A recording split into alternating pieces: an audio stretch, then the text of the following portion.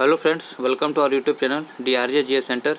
आज 6 जून 2021 है और आज के करंट अफेयर्स के जितने भी इंपॉर्टेंट क्वेश्चन बनने वाले सारे हम लोग इस वीडियो में डिस्कस करने वाले हैं। साथ ही इन क्वेश्चनों से रिलेटेड जो भी इंपॉर्टेंट फैक्ट होगा उसे भी हम लोग इस वीडियो में कवर करने वाले हैं। तो आज का वीडियो करेंट अफेयर्स और साथ ही स्टैटिक जीके के पॉइंट ऑफ व्यू से बहुत ज़्यादा इंपॉर्टेंट होने वाला है। तो आप वीडियो को बिना स्किप किए आप एंड तक जरूर देखें। चलिए पहला क्वेश्चन देखते हैं। प्रोजेक्ट 75 इंडिया का संबंध किससे है? तो ये मोस्ट इंपॉर्टेंट क्वेश्चन, इसे आप स्टार बना के नोट कर लें। इसका सही आंसर क्या हो जाएगा? पनडुब्बियों का निर्माण से।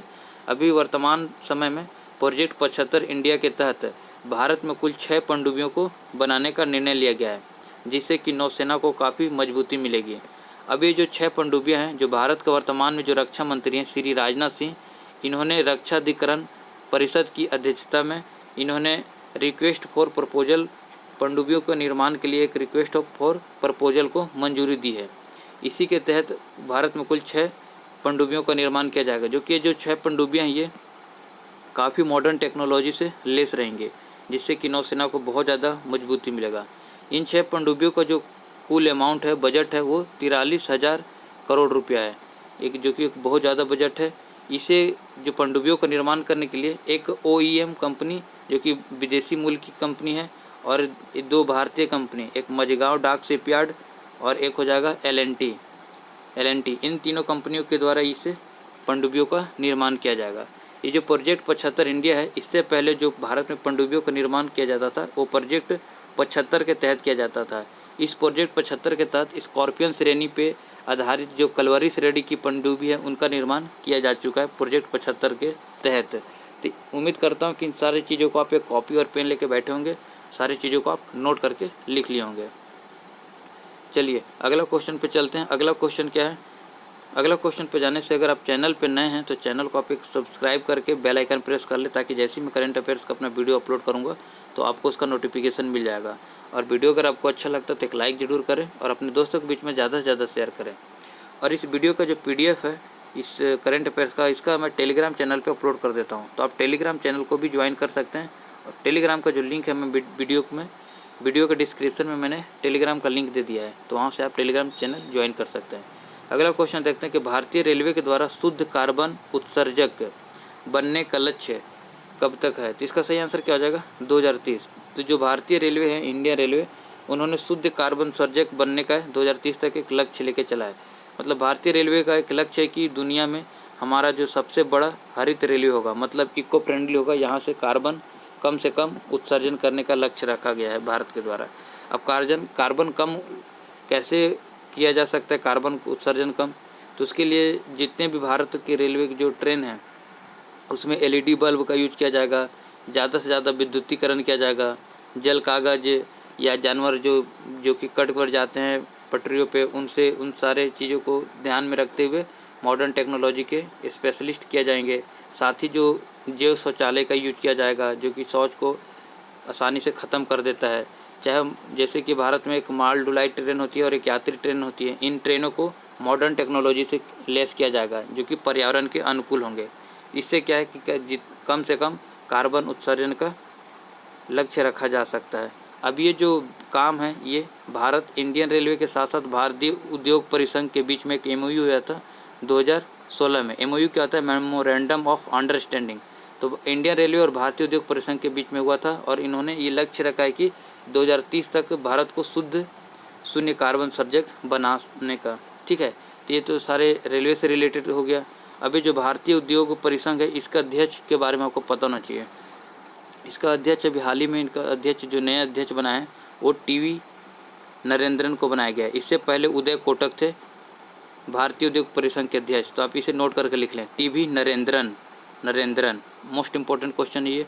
अब रेलवे के बारे में बात हुआ तो भारतीय रेलवे को भी क्यों छोड़ते हैं, इसे भी निपटा देते हैं। तो भारतीय रेलवे का जो केंद्र में मंत्री हैं वो मंत्रालय के जो हेड है कौन है? पीयूष गोयल जी हैं। और रेलवे का जो अध्यक्ष है वो है सुनीत शर्मा। सारी चीज़ को आप नोट करते चले जाएँ, सुनीत शर्मा। अभी वर्तमान समय में भारतीय में कुल 18 रेलवे जोन है, जो कि 18वां जो रेलवे जोन है वो बना है साउथ कोस्ट रेलवे जोन, जो कि कहाँ है? विशाखापट्टनम में है। ये मोस्ट इंपॉर्टेंट पॉइंट है, इसे आप नोट करके जरूर लिख लें। रेलवे के जो बीच का जो पटरी रहता है उनके बीच में जो इसे ट्रैक गेज कहा जाता है, जो भारत में ज़्यादातर यूज होता है वो है 1.676 मीटर, या अगर इसे mm में बोला जाए तो 1676 mm। इसे भी नोट करके लिख लें, कई बार पूछ लिया जाता है। चलिए इस क्वेश्चन से भी रिलेटेड भी सारे फैक्ट हम लोगों ने डिस्कस कर लिया।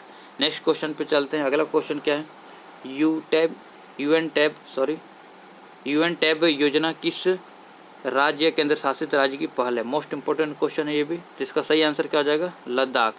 तो लद्दाख के जो उपराज्यपाल हैं RK माथुर यानी राधा कृष्ण माथुर, इन्होंने ही अभी लद्दाख में यूनिटेब योजना का शुभारंभ किया है। इस योजना का मुख्य उद्देश्य क्या है कि वहाँ के जो छात्रों हैं, उन छात्रों जैसे कि कक्षा 6वीं से 12वीं तक के जितने भी छात्र हैं, उन सरकारी स्कूल के बच्चों को 12,300 टैबलेट देने का घोषणा किया गया इस योजना के तहत। अब इन जो टैबलेट है इसमें क्या रहेगा, मुख्य रूप से वीडियो का लेक्चर रहेगा, ऑनलाइन क्लासेस रहेंगे, जितने भी पढ़ाई से मटेरियल हो गया, सारी चीज़ें इन टैबलेट में लेस करके इन छात्रों को दिया जाएगा, जिससे कि छात्र ज़्यादा से ज़्यादा अपने पढ़ाई में ध्यान आकर्षित कर सके। ये तो हुआ लद्दाख।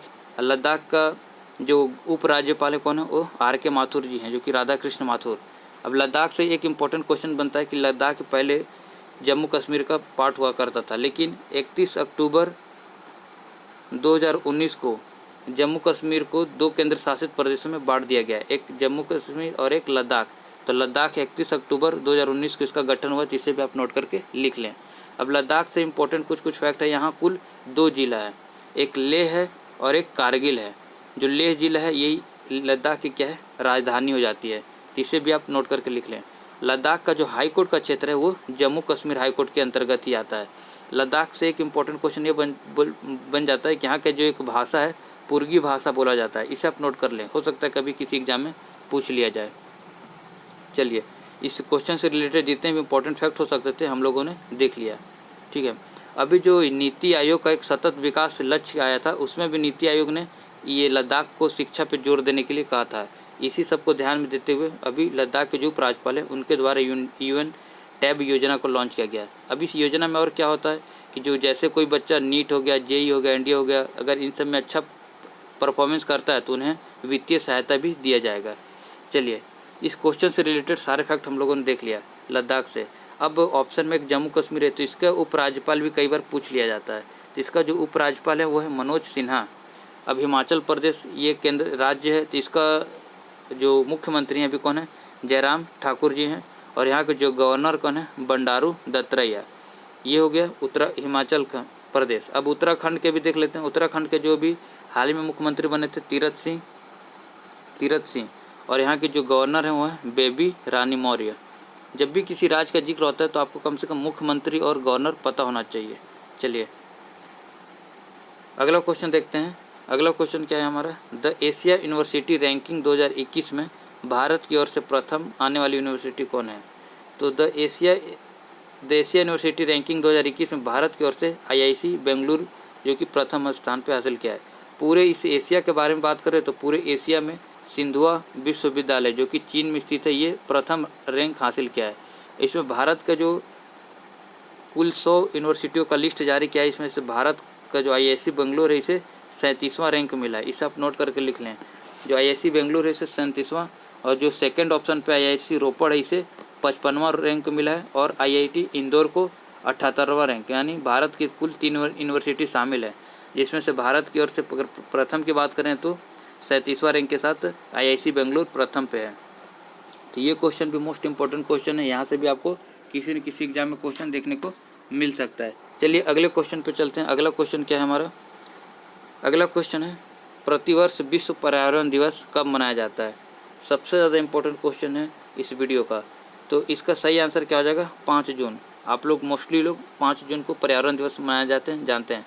अब क्यों मनाया जाता है, जैसे कि हम लोग हमेशा देखते हैं कि जब भी कोई अगर 5 जून को पर्यावरण दिवस ना मनाया जाए तो लोग बाकी के दिन साल भर भूल जाते हैं कि पर्यावरण के संरक्षण भी करना है।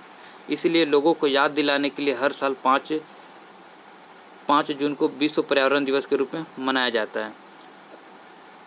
तो इसका एकमात्र उद्देश्य क्या है कि पर्यावरण के संरक्षण के प्रति लोगों को जागरूक करना। अगर इस दिन भी अगर हम लोग ना मनाएं, लोगों को ये ना बताएं कि कल जैसे पर्यावरण दिवस था 5 तारीख को, तो पूरे देश में पूरे हर जगह इको हरा हरा चीज़ें दिखाया गया। अब जैसे ही आज 6 जून हो गया तो अब लोग क्या है इसे भूल जाते हैं। इन्हें बार बार याद दिलाने के लिए हर साल प्रतिवर्ष 5 जून को हम लोग विश्व पर्यावरण दिवस के रूप में मनाते हैं। इस बार जो पर्यावरण दिवस का जो मेजबानी देश था वो था पाकिस्तान था। इसे आप नोट करके लिख लें, इंपॉर्टेंट है, पूछा जा सकता है। सबसे ज़्यादा इंपॉर्टेंट है कि इस बार का जो पर्यावरण दिवस था उसका थीम क्या था, री इमेजिन, रिक्रिएट और रिस्टोर। सबसे मोस्ट इम्पोर्टेंट क्वेश्चन है इसका थीम, इसे आप ज़रूर नोट करके लिखें। इस बार मुख्य फोकस क्या था, इकोसिस्टम रिस्टोरेशन पे, यानी पर्यावरण क्षति से बचाना इसका मेन उद्देश्य था। और जो पर्यावरण का जो नुकसान हुआ है उससे फिर से उस स्थिति को सुधारने के लिए इसका मुख्य फोकस था। ये भी इम्पोर्टेंट है, थीम इम्पोर्टेंट है, मुख्य फोकस। और साथ ही United decade on ecosystem restoration 2031 से 30 तक इसे लागू किया गया है। ये इसे भी आप याद रखें, ये भी मोस्ट इम्पोर्टेंट क्वेश्चन है। तो इस क्वेश्चन से रिलेटेड जितने भी इंपॉर्टेंट फैक्ट बन सकते थे हम लोगों ने डिस्कस कर लिया। अब यहाँ ऑप्शन में 02 है, ये जो 02 जून है ये हम लोग इस दिन क्या तेलंगाना स्थापना दिवस के रूप में मनाते हैं। और 03 जून को हम लोग विश्व साइकिल दिवस के रूप में मनाते हैं। 5 जून को तो हम लोग विश्व पर्यावरण दिवस के रूप में मनाते ही हैं। चलिए अगले क्वेश्चन पे चलते हैं। अगला क्वेश्चन क्या है, हाल ही में अंकुर कार्यक्रम की शुरुआत किस राज्य के द्वारा की गई है। मोस्ट इम्पोर्टेंट क्वेश्चन है, इसका सही आंसर क्या हो जाएगा, मध्य प्रदेश। अब इस अंकुर कार्यक्रम का जो क्या है, ये विश्व पर्यावरण दिवस के दिन मध्य प्रदेश की जो सरकार उसके द्वारा लॉन्च किया गया है। इसका मुख्य उद्देश्य क्या है कि पूरे राज्य में यानी पूरे मध्य प्रदेश में ज़्यादा से ज़्यादा वृक्षारोपण के प्रति लोगों को जागरूक करना है। क्योंकि हम लोग जानते हैं कि जितना ज़्यादा वृक्ष रहेगा उतना ज़्यादा हमें वहाँ से ऑक्सीजन मिलेगा। तो इन वृक्षों को देख रेख करने के लिए वहाँ की जो राज्य सरकार है मध्य प्रदेश की, उसके द्वारा प्राण वायु अवार्ड दिया जाएगा। जैसे हर जिले में जो भी इस वृक्षों का देख रेख करेगा उन्हें प्राण वायु अवार्ड के रूप में दिया जाएगा। और उन व्यक्तियों को वृक्षवीर या वृक्ष वीरांगना के नाम से जाना जाएगा। चलिए इस जो अंकुर कार्यक्रम है इसका मुख्य उद्देश्य क्या था कि राज्य में ज़्यादा से ज़्यादा स्वच्छ ऑक्सीजन का मतलब पर्याप्त मात्रा में स्वच्छ ऑक्सीजन हो, पर्यावरण वहाँ का स्वच्छ पर्यावरण हो। तो इसीलिए ज़्यादा से ज़्यादा वृक्षारोपण करने से ये दोनों चीज़ों की प्राप्ति हो सकती है। चलिए ये तो हो गया मध्य प्रदेश का अंकुर कार्यक्रम। मध्य प्रदेश के जो ये कार्यक्रम है इसे शुरुआत किसने उन्होंने किया था, मध्य प्रदेश के मुख्यमंत्री शिवराज सिंह चौहान के द्वारा। वहाँ के जो गवर्नर है कौन है, आनंदीबेन पटेल हैं। अभी मध्य प्रदेश से एक क्वेश्चन और क्या बन जाता है, कूनो नेशनल पार्क है। कूनो नेशनल पार्क क्यों चर्चा में था, क्योंकि यहाँ साउथ अफ्रीका से चीते को लाया गया था कूनो नेशनल पार्क में, इसलिए इम्पोर्टेंट था। इसे भी आप याद रखें। चलिए अब मध्य प्रदेश से 2-3 नेशनल पार्क और है जो हमेशा पूछ लिया जाता है। एक तो बांधवगढ़ हो जाता है, एक कान्हा केसली हो जाता है और एक पेंच हो जाता है। इससे भी आप नोट करके कहीं लिख लें। चलिए अगला क्वेश्चन देखते हैं। अगला क्वेश्चन क्या है, अंतर्राष्ट्रीय बौद्धिक संपदा सूचकांक में भारत का कौन सा स्थान था। मोस्ट इंपॉर्टेंट क्वेश्चन है ये, इसे आप जरूर नोट करके लिखें। तो भारत का जो रैंक था वो 40वां रैंक था और यहाँ एक ऑप्शन में 142वां है।